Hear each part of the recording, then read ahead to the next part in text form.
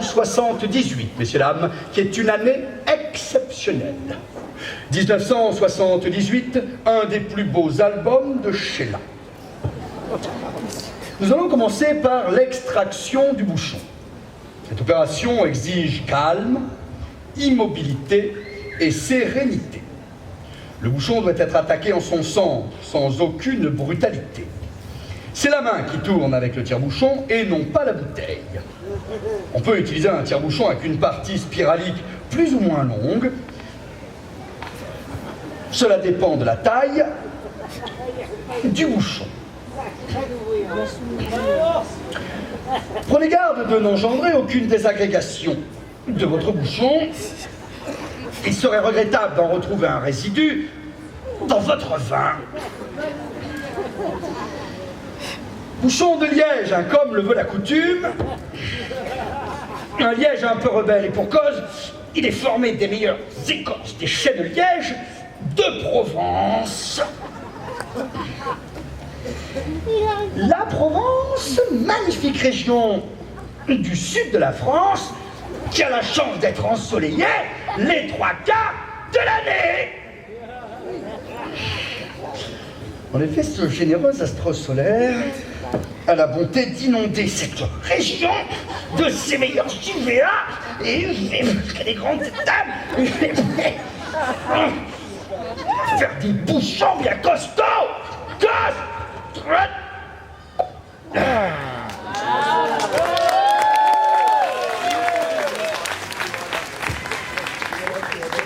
Bien qu'il soit relativement facile de déboucher une bouteille de vin, c'est amusant de constater comme bon nombre de personnes ne parviennent pas à le faire correctement.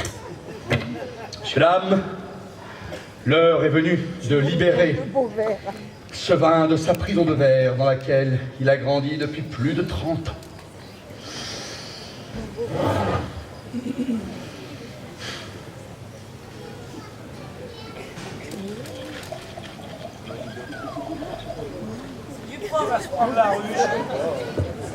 Nous allons passer maintenant à ce que nous appelons, nous, sommeliers, l'introduction buccale.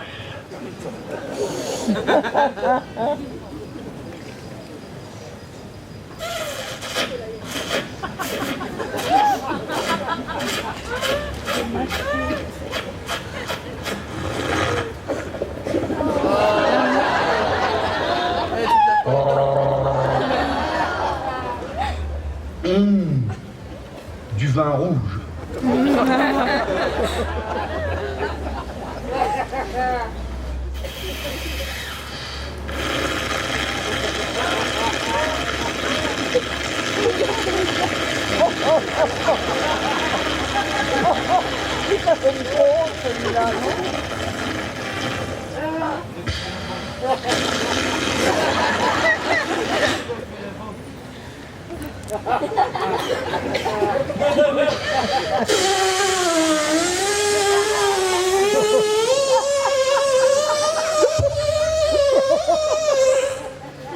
Il est un peu long en bouche.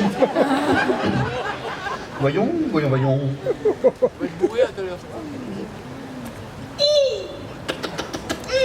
On sent la finesse de ces arômes qu'il a dû être récolté avec attention. Attention et délicatesse, oui. Oui, il y a de la délicatesse, oui, voyons. Voyons. Attention et délicatesse, voyons.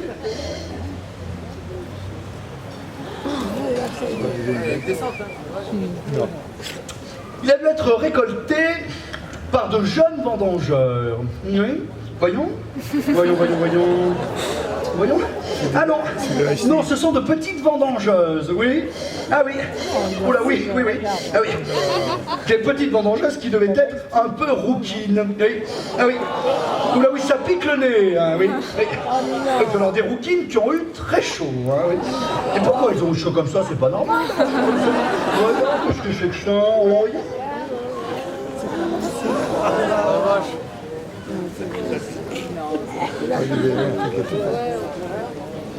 Je sens bien que cet été 1900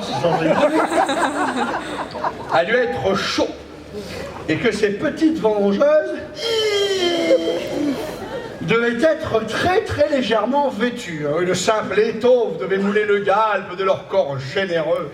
Très très... Et pourquoi elles étaient légèrement vêtues comme ça? C'est pas normal, genre. On n'est pas légèrement vêtues comme ça quand on a une tête.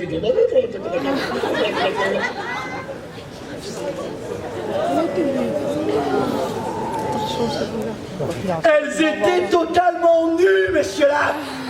À poil! À poil!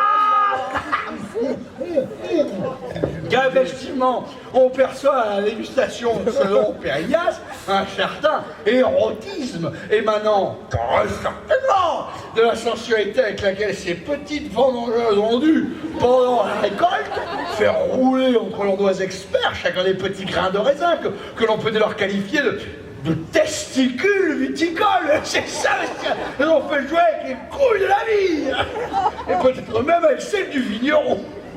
Et pourquoi j'étais pas là, moi, hein? Et c'est ça qui donne du corps à ce grand Pérignas. C'est que c'était de sacrées salopes, c'est mon Et qu'est-ce qu'il y a dans les terres de ces coteaux de Pérignas pour réveiller en moi cette fougue de taureau camarguais, hein? Qu'est-ce que c'est que ce truc, hein? Peut-être que ces vignobles se situent au-dessus d'un cimetière de chaudasse du Moyen-Âge. Nous allons tenter une plongée plus en profondeur dans les sous-sols de Périgny.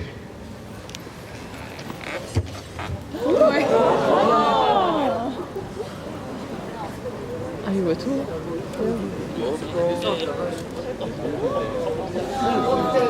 Tu veux ça, il voit la gueule.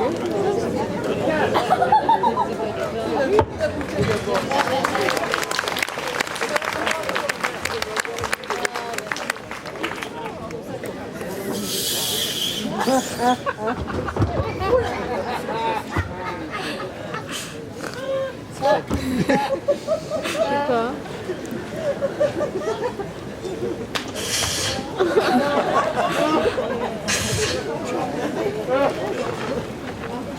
Oh putain.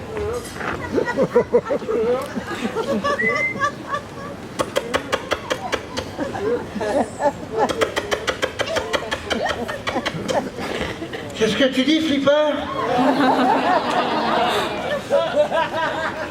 On est bien dans un cimetière. Il y a de l'os, il y a de la dent, il y en a.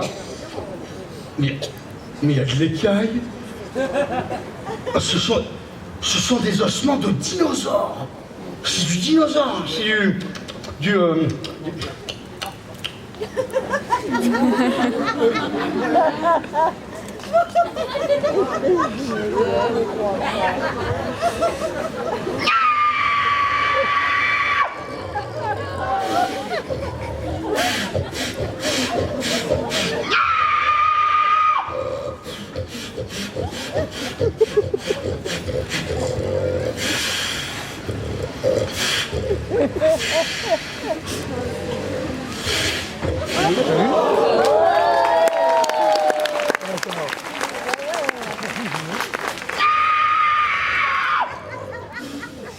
Qu'est-ce que c'est que ce bordel dans mon restaurant?